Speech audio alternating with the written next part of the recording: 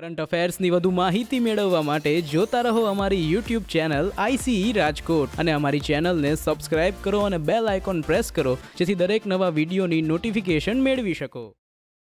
નમસ્કાર વિદ્યાર્થી મિત્રો, આઈસીઈના યુટ્યુબ ચેનલમાં આપ સૌનું હાર્દિક સ્વાગત છે. હું છું હિરેન સાકરિયા અને મિત્રો આજે આપણે જે કરંટ અફેર્સના ટોપિક ભણવાના છીએ એમાં પ્રથમ જે છે નમામી ગંગે અંતર્ગત 6 નવી પરિયોજનાનું પ્રધાનમંત્રી દ્વારા ઉદ્ઘાટન કરવામાં આવ્યું છે. તો એ યોજનાઓ કઈ છે, કયા રાજ્યમાં શરૂ કરવામાં આવેલી છે એના પર આપણે ચર્ચા કરીશું. સેકન્ડ છે કેટ ક્યુ વાયરસ. હવે જો એક તો ચીનમાંથી એટલે કોરોના આવેલો છે એવું આખા વિશ્વમાં જણાઈ રહ્યું છે. હવે એની સાથે જ એક નવો વાયરસ કે નવો રોગ આવી રહ્યો છે. તો શું છે, એના લક્ષણ કયા પ્રકારના છે એના ઉપર આપણે ચર્ચા કરવાના છીએ. ત્રીજું જે છે હાઇડ્રોજન સમૃદ્ધ સીએનજી એટલે કે HCNG શું છે. ઇનશોર્ટ તમે લો તો તાજેતરમાં પેટ્રોલની સાથે સીએનજી સાથે હાઇડ્રોજન મિક્સ કરી અને યુઝ કરવા માટેની પરમિશન મળી છે, તેના પર આપણે ચર્ચા કરીશું. ચોથું છે મિશન લેન્ટાના. તો રાજસ્થાનની અંતર્ગત આ મિશન શરૂ થયું છે. આ લેન્ટાના શું છે, શા માટે શરૂ કરવામાં આવ્યું છે તેના પર આપણે ચર્ચા કરીશું મિત્રો. અને પાંચમો અને અગત્યનો મુદ્દો છે મહારાષ્ટ્રમાં ખુલ્લી સિગારેટ પર પ્રતિબંધ છે.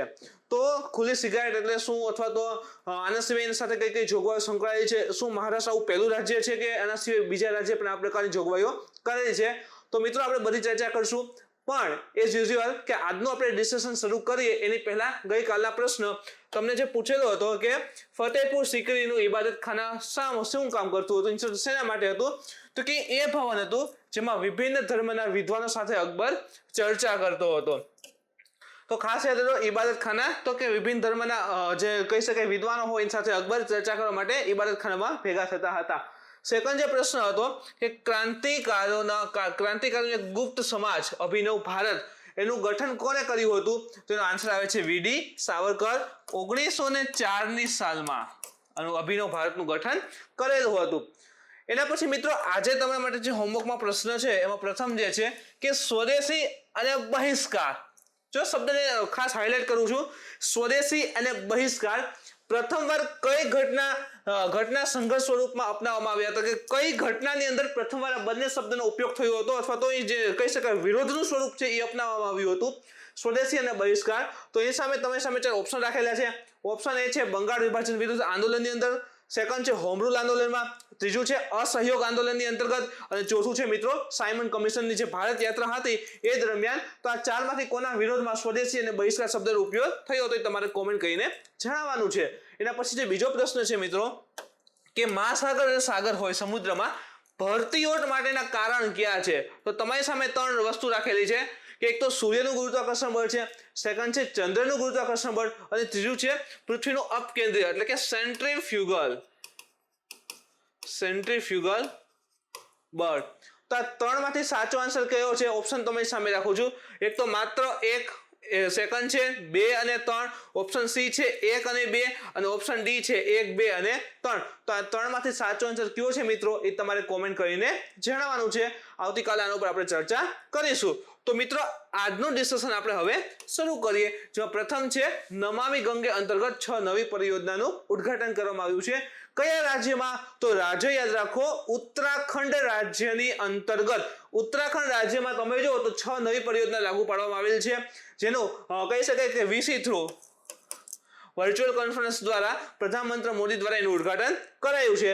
જોઈએ કઈ કઈ યોજના છે. તો એક તો હરિદ્વારના જગતીપુરમાં, જો વિસ્તારને યાદ રાખજો ખાસ, ક્યાં વિસ્તાર છે. હવે આગળ જે પણ જોગવાઈ છે એ તો ઠીક છે, પણ ક્યાં ગામ અથવા તો કહી શકાય વિલેજની વાત છે, સિટીની વાત છે, તો નામ યાદ રાખી લેજો. હરિદ્વારના જગતીપુરમાં 68 મિલિયન લીટર પ્રતિ દિવસ 68 મિલિયન લીટર પ્રતિ દિવસની ક્ષમતાનો એક સીવેજ ટ્રીટમેન્ટ પ્લાન્ટ STP, અને એક છે 27 MLD. હવે જો MLD એટલે શું થાય, તો આ ઉપર લખ્યું ઈ જ છે millions of litre per day, એટલે કે મિલિયન લીટર્સ પ્રતિ દિવસની ક્ષમતાના STP ના પ્લાનનું ઉદ્ઘાટન, સીવેજ ટ્રીટમેન્ટ પ્લાન્ટ. હવે જો ગંગાને આપણે સ્વચ્છ કરવાની વાત છે, 1986 થી લઈને આપણે ચાલુ કરીએ છીએ. ઇવન આ વખતે બજેટમાં મિત્રો 20,000 કરોડ ગંગા માટે ખર્ચવામાં આવ્યા હતા, એટલે કે એનું જે ખર્ચો છે એ ડે બાય ડે બજેટની અંદર વધારવામાં આવે છે. તો ગંગાને સ્વચ્છ તો કરવી જ છે, પણ એવું નહીં કે ખાલી ગંગા ઉપર ધ્યાન આપવાનું. એની ગંગાની અંદર જે પણ વિસ્તારમાંથી પાણી આવે છે, જેમ કે કોઈ કહી શકાય ગટરના પાણી આવતા હોય, તો એ બધું જે પણ પાણી આવે છે એને ક્લીન કરો અને પછી ગંગામાં આવવા દો. એટલા માટે શું છે કે સીવેજ ટ્રીટમેન્ટ પ્લાન્ટ ને બધું એસ્ટાબ્લિશ કરવામાં આવતું હોય છે, જેથી કરીને ગંગામાં જે પણ વસ્તુ આવે છે, જેમ કે આપણે સમજીએ, ધારો કે આપણી ગંગા નદી છે, હવે ગંગાને તો આપણે ક્લીન કરવાની જ છે, પણ એની સાથે જે પણ વસ્તુ જોડાયેલી હોય, એની સહાયક નદી હોય, જ્યાંથી પણ ગંગાની અંદર પાણી આવતું હોય, તો એ બધા પ્લાન્ટ છે અથવા જે પણ નદીઓ હોય, આ રીતે નદી નાળા હોય, એ બધાને પણ ક્લીન કરવા જરૂર છે, જેથી કે આ પાણી ક્લીન થઈ જશે તો ઓટોમેટિકલી એ પાણી ગંગામાં આવશે તો ક્લીન જ રહેશે. તો આ બધા વસ્તુને ધ્યાનમાં રાખી અને આ પ્રકારના પ્રોજેક્ટ શરૂ કરવામાં આવ્યા છે.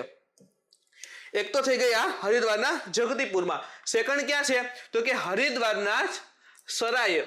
યાદ રાખજો, સરાયમાં 18 MLD તમને કીધું millions of litre per day એની ક્ષમતાના એસટીપી નો સીવેજ ટ્રીટમેન્ટ પ્લાન્ટનું ઉદ્ઘાટન કરાયું છે. પછી છે ચોરાપા, તમને કીધું એ પ્રમાણે ઉત્તરાખંડ રાજ્યમાં જ આવશે. ચોરાપામાં 5 MLD ની ક્ષમતાના એસટીપી નું ઉદ્ઘાટન કરાયું છે. અને ચોથું છે બદ્રીનાથ. બદ્રીનાથમાં 1 MLD તથા 0.01 MLD ની ક્ષમતાના એસટીપી પ્લાન્ટનું ઉદ્ઘાટન કરાયું છે. એના પછી તમે જો તો ઋષિકેશ છે, ઋષિકેશના લક્કડ ઘાટમાં 26 MLD ની ક્ષમતાના એસટીપી નું ઉદ્ઘાટન કરાયું છે. અને ચંદ્રનગરમાં 7.5 MLD ની ક્ષમતાના એસટીપી નું ઉદ્ઘાટન કરાયું છે. તો તમે જો તો 6 સિટી, 6 અલગ અલગ જગ્યા છે, 6 જગ્યામાં એસટીપી સીવેજ ટ્રીટમેન્ટ પ્લાન્ટ જે છે એની એસ્ટાબ્લિશમેન્ટ કરવામાં આવી છે. એટલે કે નમામિ ગંગે અંતર્ગત ટોટલ 6 જગ્યાએ નવી યોજના શરૂ કરવામાં આવી છે. શેના માટેની છે તો કે સીવેજ ટ્રીટમેન્ટ પ્લાન્ટ. અને દરેકની કેપેસિટી જો તો અલગ અલગ જગ્યાએ જે પ્રમાણે જરૂરિયાત છે એ મુજબ સ્થાપના કરેલી છે. તો યાદ રાખજો, હરિદ્વારનું સરાય છે, ચોરાપા છે, બદ્રીનાથ છે, ઋષિકેશનો લક્કડઘાટ છે અને ચંદ્રનગર છે. તો આ પ્રમાણે તમે જો તો ટોટલ 6 જગ્યાએ યોજના ઇમ્પ્લિમેન્ટ કરવામાં આવી રહી છે. હવે આ યોજના તો લોન્ચ કરી જ મિત્રો, પણ એની સાથે તમે જો તો આ સમયે એક રોવિંગ ડાઉન ધ ગંગા, આ વધારે ઇમ્પોર્ટન્ટ થશે. 6 યોજના તો તમને ખબર પડી જ ગઈ, પણ યોજના સાથે રોવિંગ ડાઉન ધ ગંગા નામની પુસ્તક જે છે એનું પણ લોન્ચ કરેલું છે. તો પુસ્તકનું નામ યાદ રાખી લેજો, રોવિંગ ડાઉન ધ ગંગા. આની સાથે જ ગંગા અવલોકન નામનો ગંગા માટેનો એક પ્રથમ સંગ્રહાલય, મ્યુઝિયમનું પણ ઉદ્ઘાટન થયું છે. એનું નામ યાદ રાખજો, ગંગા અવલોકન. સરળ છે યાદ રાખવું, અવલોકન. મ્યુઝિયમમાં જે આપણે શું બધું જોતા હોઈએ તો ગંગાનું અવલોકન, તો મ્યુઝિયમ છે ક્યાં આવેલું છે તો કે હરિદ્વારના ચંદી ઘાટ પાસે આવેલું છે. એટલે હરિદ્વારની અંદર આ ગંગા માટેનું મ્યુઝિયમ આવેલું છે. નામ છે ગંગા અવલોકન અને પુસ્તકનું નામ છે રોવિંગ ડાઉન ધ ગંગા. એના પછી આપણે મિત્રો જોઈએ તો કે આની સાથે એટલે કે 6 યોજના પ્લસ પુસ્તક અને આ જે મ્યુઝિયમ છે તે, અને એની સાથે જળ જીવન મિશનનો જે લોગો છે એને પણ લોન્ચ કરવામાં આવ્યો હતો અને એક મિશન માર્ગદર્શિકા પણ લોન્ચ કરાયું છે.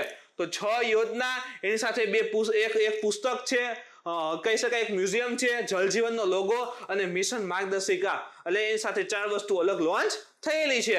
એમાં જુઓ તો જળ જીવન મિશન અંતર્ગત શું કીધેલું હતું, પ્રધાનમંત્રી એની સાથે એટલો ડેટા આપેલો હતો, એટલા માટે આપણો ડેટા છે ઇમ્પોર્ટન્ટ થઈ જાય. પ્રધાનમંત્રી એવું કીધું કે આ મિશન અંતર્ગત આશરે 1 લાખ પરિવારને શુદ્ધ પીવાના પાણી સાથે જોડવામાં આવી રહ્યા છે. એટલે કે 1 લાખ પરિવારને શુદ્ધ પીવાનું પાણી મળી રહ્યું છે. અને એક જ વર્ષમાં આશરે 2 કરોડ કુટુંબને આ પીવાનું સ્વચ્છ પાણી પૂરું પડાવવામાં આવ્યું છે. 1 વર્ષની અંદર 2 કરોડ પરિવારને સ્વચ્છ પાણી પૂરું પડાઈ ગયું છે. અને હજી 1 વર્ષમાં આશરે એવો ટાર્ગેટ તો રાખવાનો જ કે 1 લાખ પરિવારને તો એ પાણી શુદ્ધ પાણી છે એ મળી જ રહે. તો આ પ્રમાણે તમે જો તો જળ જીવન મિશન વિશેની પણ વાત કરવામાં આવી છે. એના પછી મિત્રો જે નેક્સ્ટ મુદ્દો છે કેટ-ક્યુ વાયરસ. હવે જો એક તો કોરોના COVID-19, એના લીધે આખી દુનિયા હેરાન થઈ છે. હવે એમાં જ પાછો એક નવો વાયરસ છે કેટ-ક્યુ. એક તો નામ જ જુઓ, કેટ-ક્યુ, વિચિત્ર લાગે. ક્યુ, બરાબર. જોઈએ તો વૈજ્ઞાનિકોએ ભારતને કેટ-ક્યુ વાયરસથી સાવચેત રહેવાની ભલામણ આપી છે. ભલામણ તો બધા આપવાના જ છે, એટલે સાવચેતી છેલ્લે આપણે જ રાખવાની આવશે. તો કે આનાથી હવે થોડાક તમે પણ અવેર રહેજો. એ પ્રમાણે કીધેલું છે કે જે ચીનમાં મોટા પાયે જોવા મળેલ છે, ચીનની અંદર આ કેટ-ક્યુ વાયરસ ફરી ફેલાઈ રહ્યો છે. અને ભારત જો એની બોર્ડરની આપણી નજીક છે ચીન, એટલે શું કહે છે કે સ્પ્રેડ થવાના ચાન્સીસ રહેલા હોય, એટલે ભારતને અગાઉથી કીધું છે કે તમે ધ્યાનમાં રાખજો, જેનાથી ભારતમાં રોગ ફેલાવાની શક્યતા રહેલી છે. જોઈએ તો આગળ શું કહે છે, ચીન અને વિયેતનામ. હવે વિયેતનામ ક્યાં આવે જોઈએ તો આપણે આ રીતે ભારત ડ્રો કરીએ છીએ મિત્રો આપણું. પછી જુઓ ને તો અહીંયા મ્યાનમાર આવે, થાઈલેન્ડ આવે, લાઓસ, કંબોડિયા અને અહીંયા વિયેતનામ આવે અને અહીંયા પછી પાછું ચીન આવી જાય.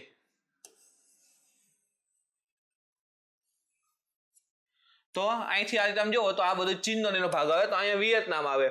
તો ચીન અને વિયેતનામમાં ક્યુલેક્સ મચ્છર અને સુઅર જે આપણે કહીએ એટલે કે ભૂંડ, આ વાયરસની હાજરી જોવા મળી છે. તો બે દેશ, એક તો ચીન અને વિયેતનામ બંનેને જે ડુક્કર છે, સુઅર જે છે, ભૂંડ આપણે કહીએ એ ભૂંડ અને હજી એક વસ્તુ કે જે મચ્છર છે, મચ્છરનું નામ પણ આપેલું છે ક્યુલેક્સ મચ્છર, આ બંનેની અંદર આ વાયરસ જોવા મળેલો છે. એની સાથે જ આ કેટક્યુ વાયરસ વિશે જોઈએ તો તે એક ઓર્થોપોડા જનિત વાયરસ છે, એટલે કે આર્બો વાયરસ છે.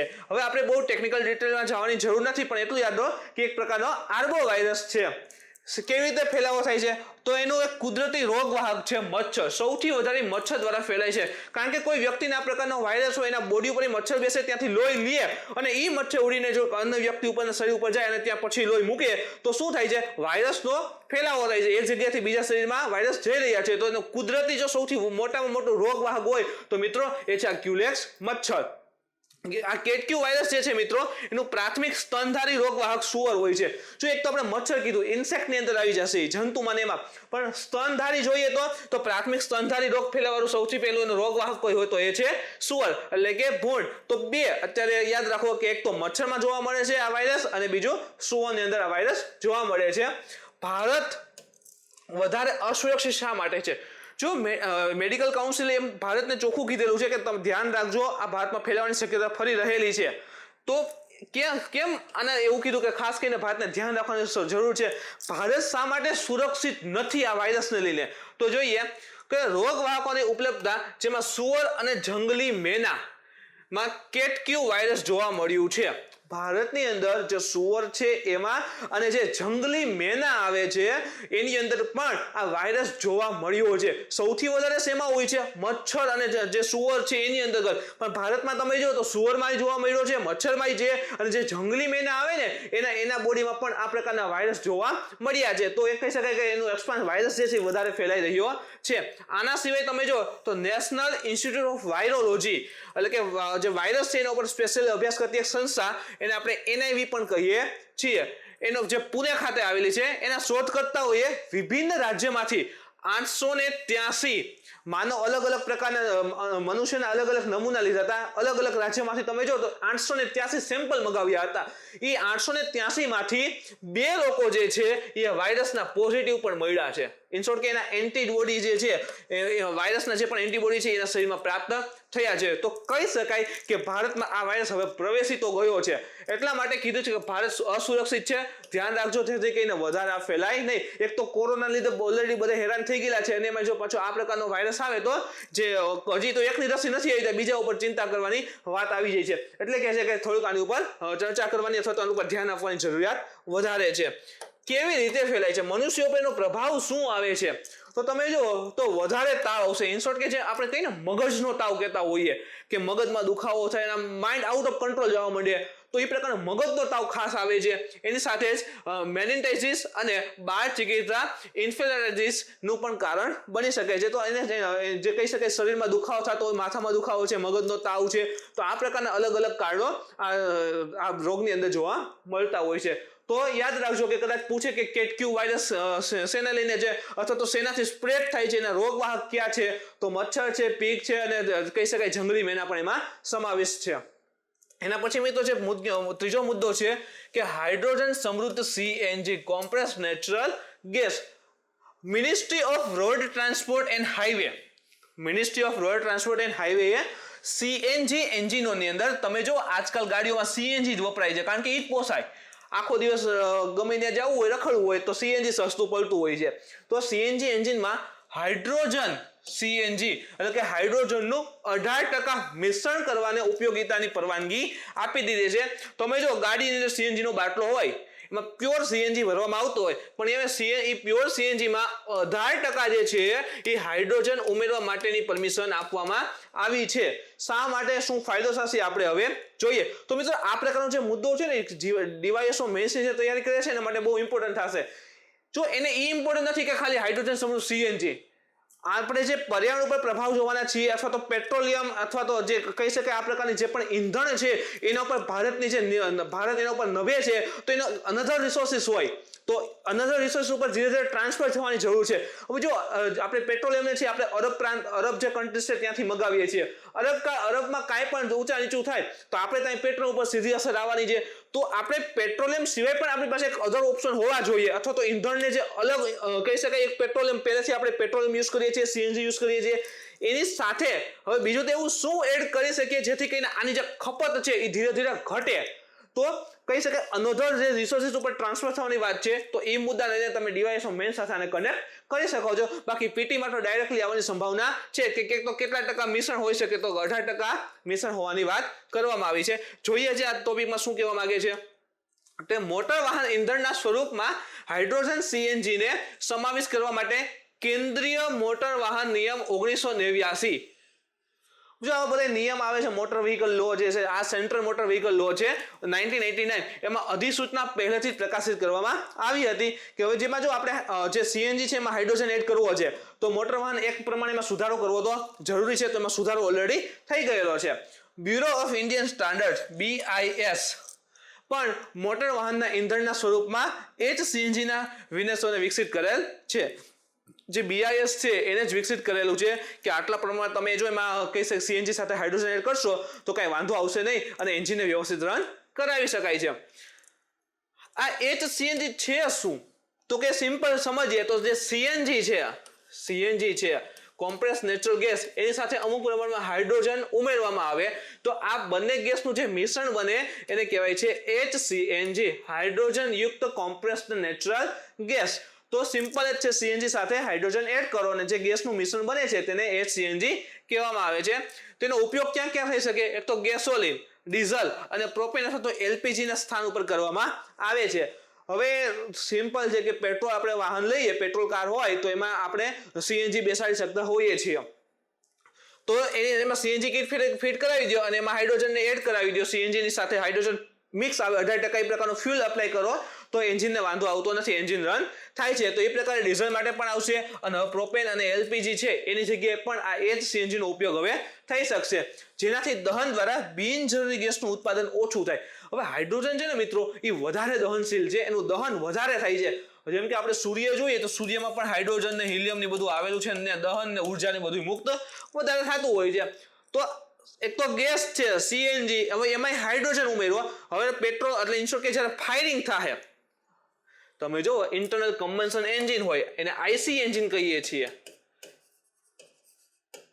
આઈસી એન્જિન આ પ્રકારે એન્જિન હોય અને અહીંયા પિસ્ટન આવેલું જે અપડાઉન થતું હોય છે. તો હવે ધારો કે આ રીતે અહીંથી ઇનલેટ હોય, બે વાલ હોય, એકમાંથી આવતું હોય સીએનજી ગેસીસ અને એમાં હાઇડ્રોજનનું મિક્સર આવે તો એ મિક્સર આવશે, અહીંયા ભેગું થશે, અહીંયા ફાયરિંગ થાય, સ્પાર્ક પ્લગ કહીને આપણે, તો એ ફાયરિંગ થાય એટલે અહીંયા સળગે આ ગેસ. હવે એમાં હાઇડ્રોજન ઉમેરો છે ને મિત્રો, એના કારણે શું થાય છે કે અંદર જે ગેસ છે એનું 99.99 ઇન્સ્યોર કે ખૂબ જ વધારે દહન થશે. તો દહન વધારે થાય તો ઇન્સ્યોર કે જે પણ વધારાના વાયુ હશે એમાંથી રિલીઝ થતા હશે નહીં, કારણ કે આનું દહન થઈ જાય છે. તો જે પણ જરૂરિયાત વિનાના બિનજરૂરી જે પણ વાયુ છે એ કેવા થઈ જશે, ઓછા થઈ જતા હોય છે, તથા તમે જો તેની એફિશિયન્સી પણ ઊંચી આવે. હવે એમ થાય કે તો ઓમાં શું વાંધો છે, જો આપણે એન્જિનને ઊભું ડ્રો કરું છું તો આ પ્રકારે તમે જો તો પિસ્ટન હોય, અહીંયા બે વાલ હોય, એકમાંથી ધારો કે પેટ્રોલની આવે છે, અહીંથી પેટ્રોલ આવે, પછી અહીંથી ધુવાડો બહાર જતો હોય. હવે અહીંયા ધારો કે અહીંયા ઉપર તરફ સ્પાર્ક પ્લગ રાખેલું હોય, અહીંયા સ્પાર્ક પ્લગ હોય, તો અહીંયા પેટ્રોલ જેવું આવે, પછી અહીંયા સ્પાર્ક થાય એટલે આ સળગે, આ સળગશે ને મિત્રો, એટલે શું થશે, ઘણીવાર એવું થાય કે આ પેટ્રોલ હોય ને એનું સંપૂર્ણ દહન ન થાય, સંપૂર્ણ દહન થતું હોતું નથી, એટલે બેક ફાયરિંગ થાય. તો એના લીધે શું થઈ જાય છે, જે નાઇટ્રોજન ઓક્સાઇડ ને સલ્ફર ડાયોક્સાઇડ છે ને મિત્રો, તો એનું ગેસોનું પ્રમાણ વધી જતું હોય છે. તો એક ટેકનિકલ છે થોડુંક, પણ આ રીતે તમે જો તો એનું સંપૂર્ણ દહન કરવામાં આવશે. જે HCNG છે એનાથી ફાયદા શું થશે, એક તો જો HCNG છે એ કાર્બનના ઉત્સર્જનને કેટલા ટકા સુધી ઘટાડી દેશે, 70% સુધી ઘટાડી દેશે. તમે જો કાર્બન જે સૌથી વધારે તે ખતરનાક સાબિત થઈ રહ્યો છે, તો એનું 70% જે પ્રોડક્શન છે એ ઓટોમેટિકલી ઇન્સ્યોર કે વાહનોમાંથી જે પણ કાર્બનના સ્વરૂપમાં ધુવાળો નીકળે છે CO2 સ્વરૂપે, એ ઓટોમેટિક 70% સુધી ઘટી જશે. ઈંધણમાં 5% સુધીની બચત થશે. શું કામે? એમાં હાઇડ્રોજન એડ કર્યો 18%, એટલે કયો પાંચમો ભાગ આપણે 100% ઈંધણ એમાં 1000%, એટલે 20% લગીને આપણે અંદાજિત લઈએ તો પાંચમો ભાગ એડ કરેલો છે. એટલે કે એના આધારે જોઈએ તો કુલ 5% સુધીની બચત થવાની શક્યતા દેખાઈ રહી છે. હાઇડ્રોજન અર્થવ્યવસ્થાની દિશામાં પ્રથમ પગલું કહી શકાય. ધીરે ધીરે હાઇડ્રોજન અર્થવ્યવસ્થા, એટલે કે તમે જુઓ તો ઘણી વખત આવે છે ન્યૂઝમાં કે હાઇડ્રોજન ચાલિત કાર બનાવવામાં આવી, હાઇડ્રોજન ચાલિત બસ બનાવવામાં આવી. શું કામે?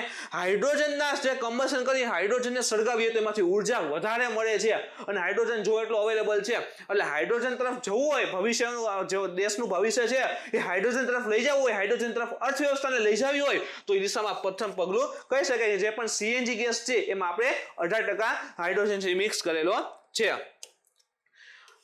એન્જિનને નાઇટ્રોજન ઓક્સાઇડની ઓછી માત્રા ઉત્સર્જનને માટે કેલિબ્રેટ પણ કરી શકાય છે. નાઇટ્રોજન ઓક્સાઇડ NO અથવા NO તમે જો તેનાથી સિરીઝ હોય, નાઇટ્રોજન ઓક્સાઇડ છે, નાઇટ્રોજન ડાયોક્સાઇડ છે, તો એન્જિનમાંથી બહાર નીકળતા હોય છે. તો એન્જિનને કેલિબ્રેટ કરવું ઇન્સ્ટન્ટ કે મોડિફાઈડ કરીને આનું જે પણ ઉત્સર્જન છે હજી એનું ઘટાડી શકાય છે. ભારે વાહનો માટે આદર્શ ઈંધણ, હવે જો બસ છે, ખટારા છે, એની એવરેજ કેટલી આવતી તો હાવ ઓછી હોય એવરેજ. હવે એને આપણે ડીઝલ ને પેટ્રોલ દઈ તો કઈ એને પોહાતી નહીં. ઇન શોર્ટ કે અત્યારે તો ચલાવે જ છે, ફરજિયાત ખર્ચો વધે છે, તો શું થાય કે ભવિષ્યમાં આ જે પણ ભારે વાહનો છે એને જો આવા હાઇડ્રોજન યુક્ત જે સીએનજી છે, આ પ્રકારના ઈંધણ જે છે એ મળી રહે તો શું થાય? હાઇડ્રોજન તો મળી રહે છે આરામથી. તો હાઇડ્રોજન યુક્ત ઈંધણ જ્યારે એને આપવામાં આવે તો આરામથી એનું કમ્બશન થાય, પોલ્યુશન ઓછું થાય અને એના માટે પણ કહી શકાય સરળતાથી મળી રહેશે. તો ભારે વાહનો માટે આ આદર્શ ઈંધણ સાબિત થઈ શકે છે. શું કારણ? આનાથી એની એફિશિયન્સી જે છે હાઇડ્રોજનની સળગાવી તો વધારે આવતી હોય છે, તો એવરેજની બધું સારું આપી શકે અને એન્જિન પણ વધારે સારું ટકે છે. આગળ જોઈએ તો એના ઉપયોગ સંબંધી કેટલાક પડકાર છે. આ તો આપણે જોયા કે ભાઈ હાઇડ્રોજન યુક્ત સીએનજી વાપરશું તો આપણને ફાયદા ઘણાય છે, પણ સામે કેટલાક પડકાર પણ છે. આપણે માનીએ એટલું સહેલું હોતું નથી મિત્રો. સૌથી અનુકૂળ અને સૌથી પહેલા તો સૌથી ઇમ્પોર્ટન્ટ એ જ થશે કે હાઇડ્રોજન અને સીએનજી નો રેશિયો નક્કી કરવો. હવે એવું પણ નહીં કે સીએનજી ને ધારો કે આપણે 25% 50% હાઇડ્રોજન નાખી દીધો, એ તો સળગાવી જ નાખવું છે બધું વ્યવસ્થિત, એમ એવું નહીં. હવે આનો જે રેશિયો છે ને કે હાઇડ્રોજન અને સીએનજી માં કેટલા ટકા હાઇડ્રોજન છે એ નક્કી હોવો જોઈએ. અધરવાઇઝ શું થાય કે ફાયરિંગ થવાનું વધારે ચાન્સીસ છે, તો આખું વાહન ઉડી જાય. તો આ જે રેશિયો છે એને નક્કી કરવા પડતા હોય છે, જેથી કરીને યોગ્ય બધી રીતે સરખું ચાલે, એફિશિયન્સી વધારે આવે, એન્જિન વધારે ગરમ ના થાય, તો એ બધું ધ્યાનમાં રાખવાનું હોય છે. તો એ એક તો સૌથી પહેલો પડકાર છે, તેને નિર્ધારિત કરવો થોડોક અઘરો લાગે છે. એ જ સીએનજીને તૈયાર કરવા માટે નવી અવસરચના ઇન્ફ્રાસ્ટ્રક્ચરની જરૂરિયાત રહેશે. હવે સીએનજીની અંદર આપણે એડ કરવો છે તો થોડુંક જોખમી તો રહેશે, તો એના માટે ઇન્ફ્રાસ્ટ્રક્ચરની ડેવલપમેન્ટ જોશે. અને એનાથી પણ અગત્યનો મુદ્દો મિત્રો આ છે કે હાઇડ્રોજન જે છે એનો વર્તમાન ખર્ચ સીએનજી થી વધુ છે. હાઇડ્રોજનનો જે ખર્ચો છે ને એ સીએનજી થી વધારે છે. હવે આપણે સીએનજીમાં હાઇડ્રોજન ઉમેરીએ તો એનો ભાવ કેવો થઈ જાય? વધી જાય. તો એક તો એનો જે પ્રાઇસ છે એ વધે એમ જણાઈ રહી છે. તો એક પણ એ પડકાર છે કે હવે સપોઝ કે હાઇડ્રોજનનો જે ખર્ચો તમે ઘટાડો તો આ આપણને સસ્તું પડી શકે, તો એક આપણી સામે પડકાર રહેલો છે. તો આને પણ યાદ રાખજો. એના પછી મિત્રો નેક્સ્ટ ટોપિક જે છે એ છે મિશન લેન્ટાના. જે નામ એટ્રેક્ટિવ છે, આ લેન્ટાના શું છે તો જોઈએ તો રાજસ્થાનના સજ્જનગઢ વન્યજીવ અભયારણ્ય કઈ જગ્યા આવે એનું લોકેશન જોઈ લઈએ. તો બાજુના મેપમાં આપણે જુઓ તો આપણું ગુજરાત છે. અહીંથી તમે જુઓ તો આ રીતે રાજસ્થાન શરૂ થાય છે અને અહીં આવેલું છે સજ્જનગઢ વન્યજીવ અભયારણ્ય. તો રાજસ્થાનના સજ્જનગઢ વન્યજીવ અભયારણ્યમાં તમે જો તો એક આક્રમક લેન્ટાના એક વનસ્પતિને દૂર કરવાના અભિયાનને તેની પારિસ્થિતિક તંત્ર અને જૈવિકતાથી બચાવવામાં આવેલ છે. ઇન શોર્ટ કે આ તમે જુઓ ને તો લેન્ટાના વનસ્પતિ છે, આ વનસ્પતિ એટલી બધી ઉગી ગઈ હતી કે ત્યાંની જે લોકલ વનસ્પતિ હતી ને નાશ થવા લાગી. ઇન શોર્ટ કે એનો વિકાસ અટકી ગયો અને ત્યાંની જે લોકલ જૈવ વિવિધતા હતી, જૈવ વિવિધતા એટલે શું, બાયોડાયવર્સિટી એટલે શું થાય તો કોઈ એક વિસ્તારમાં ધારો કે ઘણી બધી વેરાયટી મળી આવે છે અને એ વિસ્તારમાં જ મળી આવતી હોય તો એને શું કહેવાય? વિસ્તારની જૈવ વિવિધતા કહેવામાં આવે છે. જેમ કે આપણે જો ગીરના સિંહ એશિયામાં આપણે અહીંયા જ છે, તો એક પ્રકારની જૈવ વિવિધતા કહી શકાય. તો રાજસ્થાન જે સજ્જનગઢ વન્યજીવ અભયારણ્ય છે ત્યાં શું થયું કે આ લેન્ટાના નામની વનસ્પતિ બહુ ઉગી ગઈ, એટલી બધી ઉગી ગઈ કે આશરે 50% અભયારણ્ય આ વનસ્પતિથી ઘેરાઈ ગયું. તો અહીંની જે લોકલ વનસ્પતિ હોય એને શું સમજવાનું? તો એ ધીરે ધીરે નાશ થવા લાગી હતી અને આની જે જૈવ વિવિધતા હોય, કીટક ને બધું હોય ને પ્રાણીઓ, એને ધીરે ધીરે અસર આવવા લાગી હતી. તો આ વનસ્પતિને દૂર કરવાનું જે મિશન છે એને મિશન લેન્ટાના કીધેલું છે. સરળ ભાષામાં સમજીએ તો અભયારણ્યની અંદર એલિયન સ્પીસીસ તો ખરેખર ના કહી શકાય, પણ એલિયન સ્પીસીસનો કન્સેપ્ટ છે કે વિદેશથી કોઈ વનસ્પતિ અહીંયા આવે અને બહુ વધારે ફૂલ ફાલી જાય, ખૂબ વધારે ડેવલપ થાય તો એને એલિયન સ્પીસીસ કહેવાય અને એની જે મૂળ વનસ્પતિ હોય એને નુકસાન કરતી હોય. તો આ પ્રકારે તમે જુઓ તો આ જે વનસ્પતિ છે એ અહીંયા ઉગી તો ગઈ પણ બહુ વધારે ઉગી ગઈ અને જે મૂળ હતી ને એને હચોળો નાશ કરી નાખ્યો, એનું જે કહી શકાય ઉગવાનો રેટ હોય ને એ ડાઉન કરી દીધો. તો આને દૂર કરવી જરૂરી થઈ ગઈ અને એ મિશન લેન્ટાના છે. જોઈએ આગળ, સજ્જનગઢ વન્યજીવ અભયારણ્યમાં એક કૃત્રિમ સરોવર પણ આવેલું છે, આર્ટિફિશિયલ લેક, બનાવેલું લેક હોય મનુષ્યએ. એનું નામ છે જીયાન સાગર તથા એને હજી એક નામથી બોલાવવામાં આવે છે, એને ટાઈગર લેક પણ કહે છે. આના સિવાય લેન્ટેના કેમરા, વનસ્પતિનું આખું નામ છે લેન્ટાના કેમરા નામની આ ગાઢ ઝાડીઓએ આ અભયારણ્યનો વિશાળ ભાગ, આશરે 50% ભાગ છે ને એ આ વનસ્પતિ એકલીએ કવર કરી લીધો. જેથી કરીને શું થયું, અભયારણ્ય જે વનસ્પતિ હોય એને કુદરતી પ્રકાશ અને પોષણ મળતું નહીં એટલે એનો ધીરે ધીરે ઉગવાનું રેટ કેવો થઈ જાય, ઓછો થઈ જાય.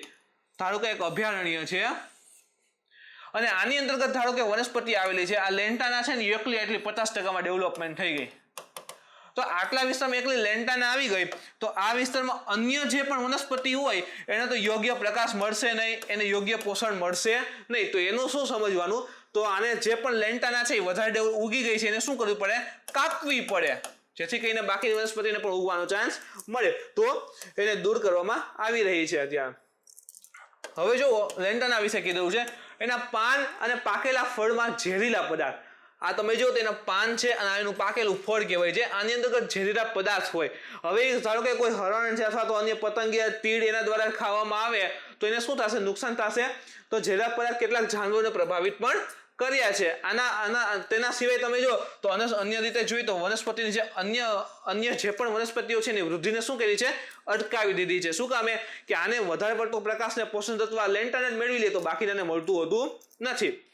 પર્યાપ્ત વનસ્પતિ ન હોય, વિચારો એક હરણ છે, હરણ માટે જેટલું પણ ઘાસ જોઈએ એટલું મળતું નથી. એક તો ઘાસ નથી એટલે હરણને જીવવું અઘરું થઈ જશે.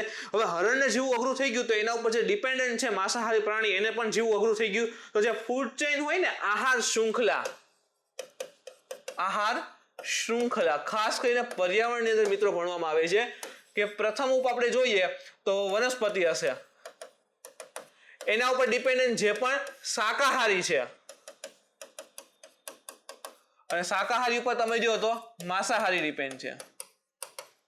હવે વનસ્પતિ ઘટી ગઈ તો શાકાહારીને ખોરાક મળતો ઓછો થઈ જશે, તો શાકાહારીની સંખ્યામાં પણ ઘટાડો આવી શકે. હવે આની સંખ્યા ઘટશે તો એની અસર માંસાહારી પર આવશે.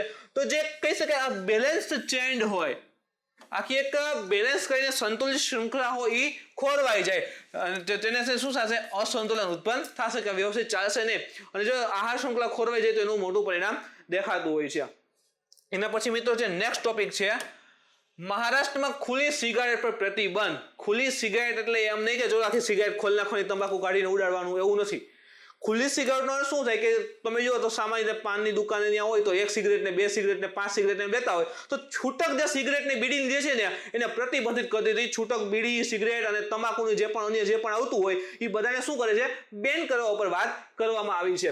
તો મહારાષ્ટ્ર સરકારે તંબાકુની માંગને ઘટાડવા, જો તંબાકુની જે માંગ છે એને ઘટાડવા તથા સિગારેટ અને અન્ય તંબાકુ ઉત્પાદ અધિનિયમ, જો આ નામ છે અહીંથી, સિગારેટ અને અન્ય તંબાકુ ઉત્પાદ અધિનિયમ COTPA 2003 ના અનુપાલનને સુનિશ્ચિત કરવા ખુલ્લા સિગારેટ અને બીડીના વેચાણ પર પ્રતિબંધ લગાડ્યો છે. તો 2003 નો જે એક્ટ છે એ વ્યવસ્થિત અને વધારે લાગુ પડે એ વસ્તુને ધ્યાનમાં રાખીને મહારાષ્ટ્ર સરકારે એવો નિર્ણય રહ્યો છે કે જે પણ ખુલ્લી બીડી ને તંબાકુ જે સિગારેટને મળે છે ને એ હવે બંધ કરવા મળશે નહીં.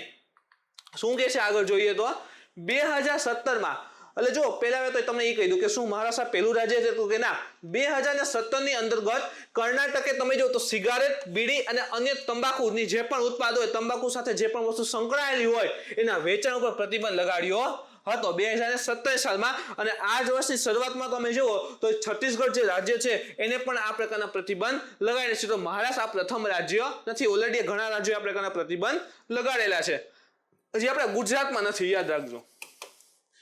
ટોબાકો ફ્રી યુનિયન એક સંસ્થા છે, ટોબાકો ફ્રી યુનિયન. એ સંસ્થાના આંકડા મુજબ દો ને તો દેશમાં તંબાકુથી થવાવાળી બીમારી, તમે જો અલગ અલગ કેન્સર ને બધું થાય છે, તો તંબાકુથી થવાવાળી બીમારીના કારણે દેશમાં દરેક વર્ષે આશરે 1 મિલિયન લોકોની ડેથ થાય છે. શેના લીધે? તંબાકુથી અલગ અલગ જે પણ રોગ થતા હોય, અલગ અલગ કેન્સર ને થાય છે એના કારણે. તો એક આ ટોબેકો ફ્રી યુનિયન જે પણ સંસ્થા છે એને એક સર્વે આપ્યો હતો, એના મુજબ કીધેલું છે કે દર વર્ષે આશરે 1 મિલિયન લોકોની મૃત્યુ ખાલી તંબાકુથી થાય છે. આગળ જોઈએ તો ભારતની અંદર તંબાકુની સ્થિતિ શું છે, સેવન ઇલેવન સ્થિતિ. તો ગ્લોબલ એડલ્ટ ટોબેકો સર્વે, GATS, ગ્લોબલ એડલ્ટ ટોબેકો સર્વે જે 2016-17માં થયો હતો, એના મુજબ તમે જુઓ તો ભારતમાં વયસ્કોના આશરે 10.7% ભાગ ધૂમ્રપાનનું સેવન કરે છે, જ્યારે આ બધા વયસ્કોના 28.6% ભાગ તંબાકુનો ઉપયોગ કરે છે. ધૂમ્રપાનની અંદર બધી વસ્તુ આવી જતી હોય છે, પણ એમાંથી 28.6 માત્ર તંબાકુનો ઉપયોગ કરવા વાળા છે. તો ઘણો રેશિયો કહેવાય કે ત્રીજો ભાગ આશરે કહી શકાય 30% લઈએ તો કહી શકાય કે વયસ્કોના જે પણ ટકા છે ને 30% આશરે તંબાકુનો ઉપયોગ કરી રહ્યું છે.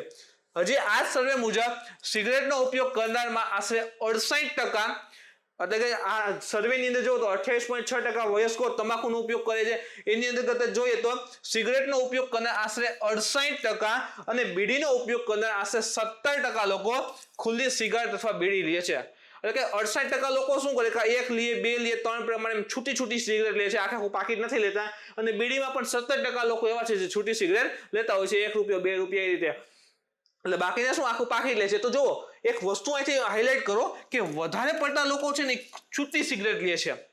તો ધીરે ધીરે આપણે બેન કરી દઈએ કે બંધ કરી દઈએ તો શું થશે કે 68% લોકો છે, શક્યતા છે કે સિગરેટના ભાવની વધારે હોય, છૂટી ન મળે તો આખા પાકીટ લેવા પડે. તો ધીરે એનો ઉપયોગ શું કરશે? ઘટાડી દેશે. તો એનો પોઝિટિવ કહી શકાય પરિણામ મળવા ઉપર આવી શકશે.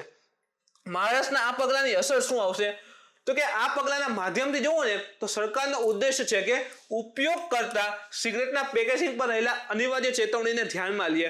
સિગરેટનું પેકેજ જોવો ને તો ઉપર આમ કેન્સરનું આખું દોરેલું હોય, ફેફડાને એવું દોરેલું હોય અને લખેલું કે સ્વાસ્થ્ય માટે હાનિકારક છે ને એવું.